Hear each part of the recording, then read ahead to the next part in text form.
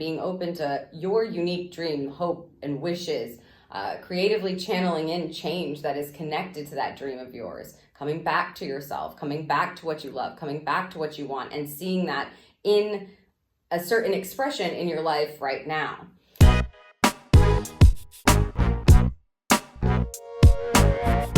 Let's get you some intuitive guidance for today's astrological aspects. It is Saturday, August 9th, and we have two aspects that we're going to be talking about today, and it feels like a receiving kind of day, so I'm excited. Let's get the roll. A 5 and a 3, so 8.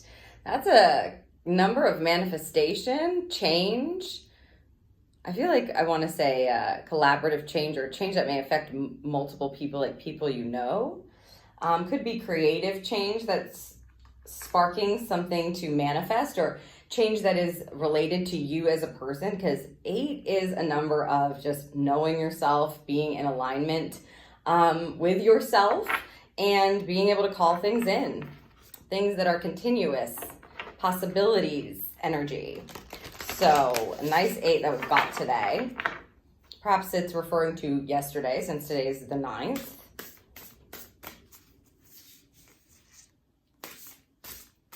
Okay.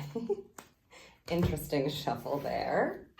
Maybe this energy started happening for some of you yesterday. Like I said, the aspects are wonderful. They feel like they're going to combo nicely if we can be open to receiving them. Ooh, I have this upside down, do I? Yes. Let's shuffle it the right way. There we go. Okay. So again, it is August 9th, and the first aspect we're talking about is the full moon in Aquarius. So let me read you the blurb so you get an idea of the energy. It says, "Wishes truly come true today, as the things you've hoped for over the winter can manifest like magic. This visionary lunation brings welcome changes and unexpected joy into our lives." And I feel like if you believe it and you see it, this energy is going to illuminate it for you. So there's this sense of being an open channel to receive this, and this full moon lighting it up. And the understanding around even the blurb says this may be a wish or a dream or something you've been working on for a while, something you've been dreaming up, something you've been hoping for a while, since the winter time. And now you're starting to see it be made manifest, which is nice that we have that 8 there. So let's see what we have for our oracle. Okay, 30, Castle. It's time for healing, not war. There you go, I'll give you a look. This card is about rebuilding. It's a card of, as it says, healing. I also believe that this is going to connect to the other aspects, so you're definitely going to want to watch that part of the video. It feels like this is you see the 3, the 30. It's like a collaboration of sorts that comes together to creatively change what once was difficult or hard, or what was lost, or they're saying the word decimated, and to realize it is time to rebuild, that there is something that's going to come in with this energy when it feels like there's a clean slate, or something has been hard, or again, they're using the word decimated here. So yeah, that feels like we are clearing the decks. We're not meant to engage in a fighting energy or a warlike energy. And again, we'll wait for the other aspect to combo with this vibe so far. Wanting to be able to heal now,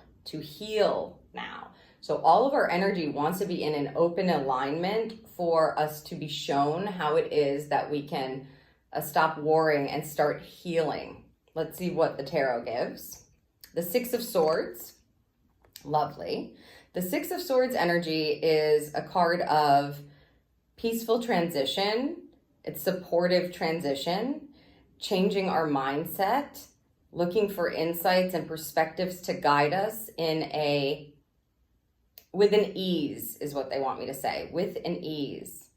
It is an energy of, as you can see in this depiction, she's climbing a mountain with all of her swords on her back, in her backpack. To me, the way that this energy is coming through right now is about understanding you have wisdom that you have gained, perhaps through difficult hardship or a warlike energy or fighting energy. And now, instead of wielding these swords, she's taking the knowledge she's gained and continuing to traverse this and navigate this mountain with that insight. The Six of Swords is always a wonderful energy of support, as I said. So it's a transition card that gets you from one place to another with support. It tells us that if you have had conflicting energy, now it's going to start to settle, that you have the opportunity to look at it differently from a much more peaceful and relieved type of perspective and move forward from that frame of mind. So it's going to be important for you to recognize how you're thinking about things, for sure, especially the challenges or, the mountains that you've been climbing, and to realize that now you're being shown what can happen as the result of facing those challenges or having gone through those fights or those difficulties, and to use that for a high expression, healing purposes, calming purposes, harmonizing purposes. That's like, they're like, yes, it's time to allow the wishes to be received by you, to allow something to be seen in a blessed way, as opposed to continuing any kind of narrative that's going to continue conflict or the warring or the fighting, especially if it's just happening in your head. This is where we get to see, oh, good things do happen. Good things can happen. Good things are happening to me right now. This is becoming easier, not harder. If you take the wisdom that you've gained and you allow yourself to be open to, things that you've hoped for over the winter can manifest like magic, ! If you allow yourself to be open to the magic, then there it is. Then you'll observe it. Let's see what we have here. And continue on your path with that, which is nice. Oh my gosh. The love charm. Stacked, they just said. Stacked up love. Well, this makes it very clear as to what it is we're meant to be aligning with for today. Love, miracles, blessings, being open to love, being open to a loving mindset, being open to love, not war, healing, not war. I mean, they couldn't have said it any better. So I hope that you will allow yourself to move a bit differently, to see what's being shown to you, to focus on the positive and the magic and the blessings. Welcome changes and unexpected joy. Okay, let's take a look at the second aspect, which I feel like this is already very connected to the second aspect. So again, I'm going to set this aside, but we'll keep it in mind. Again, it's August 9th, and this aspect is Mars in Libra opposite Neptune in Aries. And the blurb says, this competitive energy may result in passive-aggressive behavior, sabotage, and disappointment. It's not an ideal day for taking risks. So again, there's this sense of healing and receiving and looking out for this opposition here, which is about being passive-aggressive. I want to say stubborn, but they have sabotage there. Focusing on this energy is, going to make the day hard, if you will, or make the energy challenging to move through at the very least. Competition can be very good, but competitive energy, that win-win, egotistical win-win energy, it doesn't feel like it has space here unless you want to, sabotage yourself or be disappointed by things.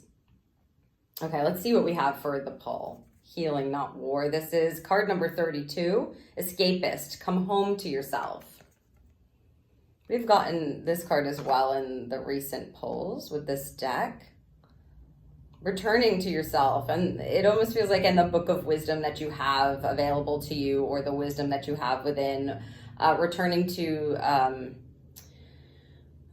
these like notions. They're saying like the good book. So whatever it is that you have learned or gained, the knowledge, the wisdom that you're carrying, again, in that first aspect on your back, here we see us needing to escape to that energy, as opposed to stepping into this passive aggressive kind of behavior, self-sabotage, or sabotaging things, or being so competitive that it doesn't turn out well and it's not good for anybody.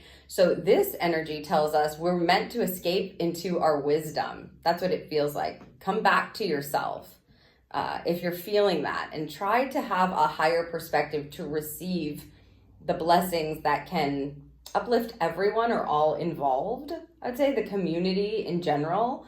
Again, not an ideal day for taking risks is what they're saying. So enjoy, receive, come back to yourself. Escape into a good book if you need to, as our card is showing us. Let's see what we have for the tarot.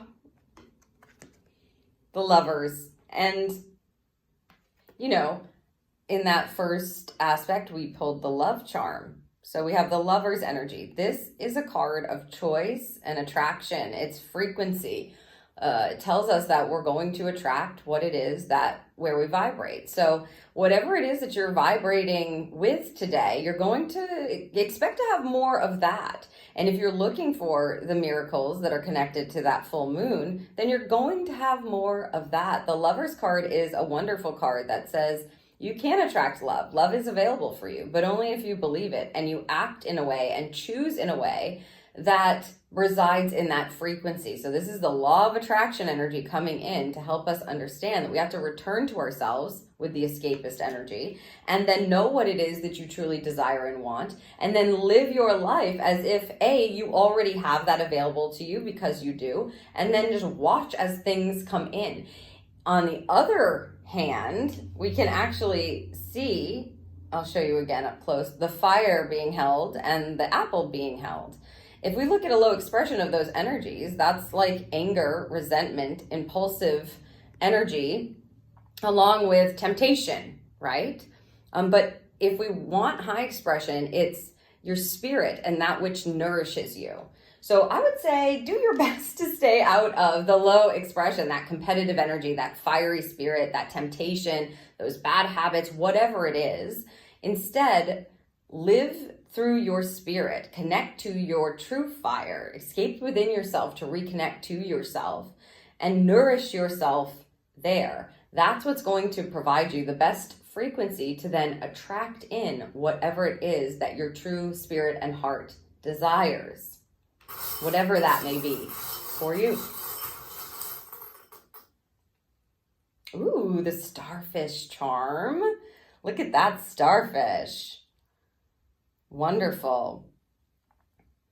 I love a starfish connected to like a healing energy. Well, for starters, the starfish is going to give us a unique energy. So like you are the star, or a unique dream that you may have, something that you're connecting to. So I love the starfish just because it feels like possibilities, right? Anything connected to a star energy is a dream. So again, being open to your unique dream, hope, and wishes, creatively channeling in change that is connected to that dream of yours, coming back to yourself, coming back to what you love, coming back to what you want, and seeing that in a certain expression in your life now. The other thing that has to be given with that starfish charm is the connection to the first aspect, which is starfish are very resilient. If they go through something and they lose one of their limbs, they'll just grow it back. So it's a time for healing. It's a time for transition. It's a time for love. It is a time to attract what it is that you truly do desire and to nourish yourself and to be open to wishes being granted and staying out of that kind of energy that's going to drag you down into like the same old cycle that you've been in or put you against someone else. Let's try to avoid that today is what I would say at all costs. Instead of competing, collaborate for positive change. Instead of looking at what you don't have or what's missing, look at the magic and miracles that are existing in your life and then expect unexpected joy to come in as a result of that. It feels like be grateful for what you already have and know that you are magic and there is magic. And now this is healing. So be open to experiencing more of that magic and more of that joy. Come back to yourself and recognize what it is that you truly desire so that more of that can be attracted into your life. So I hope that this serves you for the day and thank you for watching.